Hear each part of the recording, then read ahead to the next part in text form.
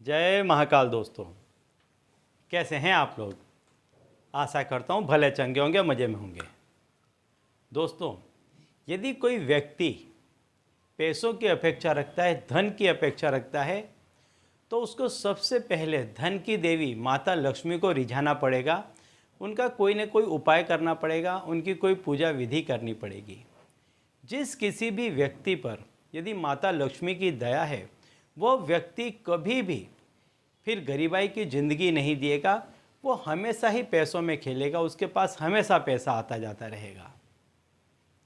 या फिर आप एक काम करें कि आप जो लक्ष्मीपति हैं, भगवान विष्णु हैं, आप उनके कोई उपाय करें, उनकी कोई पूजा अर्चना करें, तो ये करने से भी आपके पास में पैसा आता रहेगा।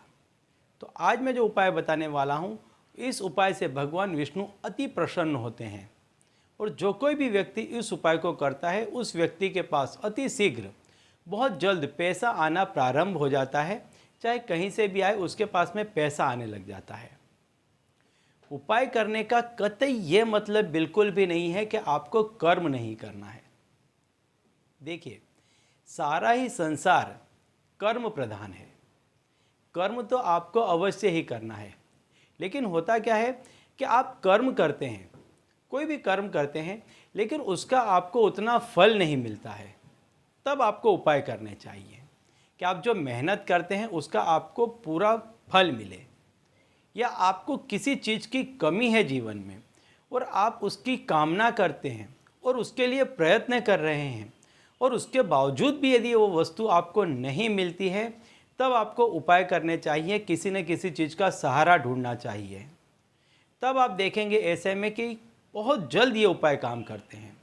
यदि आप कोई कर्म ही नहीं करते हैं, सिर्फ बैठे पड़े रहते हैं और किसी के सहारे कुछ पाना चाहते हैं, कुछ उपाय के सहारे कुछ पा लेना चाहते हैं, तो समझ लीजिए ऐसा उपाय करने से कुछ भी हासिल नहीं होगा।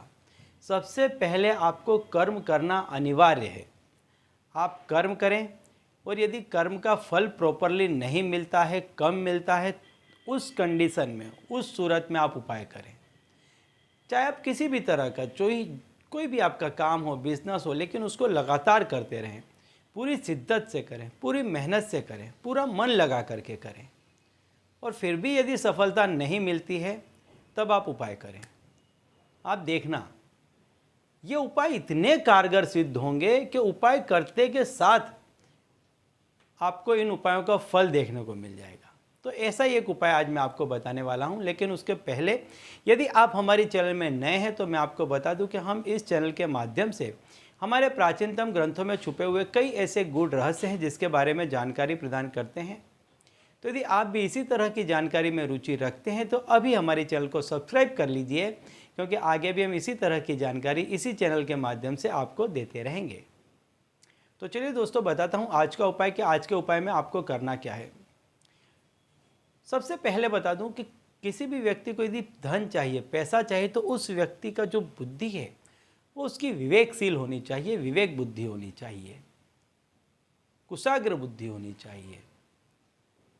तो इसके लिए जो मैंने बताया कि हल्दी जो है वो बृहस्पति उसका प्रतीक है, उसका प्रतिनिधित्व करती है। और जब किसी पर गुरु बृहस्पति प्रसन्न होते हैं, तो ऐसे में क्या होता है कि उस व्यक्ति की बुद्धि काफ़ी तीक्ष्ण हो जाती है, बहुत विवेक से काम करता है वो।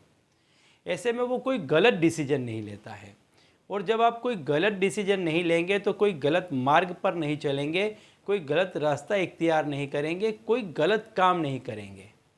तो ऐसी सूरत में आपका डाउनफॉल होना काफ़ी कम हो जाता है कि आप कभी जिस जगह पर हैं वहाँ से नीचे नहीं गिरेंगे। साथ में आपको क्या करना है, हल्दी के डिब्बे में आपको गुरुवार की रात्रि को, ध्यान दीजिएगा, गुरुवार की रात्रि को हल्दी के डिब्बे में आपको तुलसी का एक पान डाल देना है।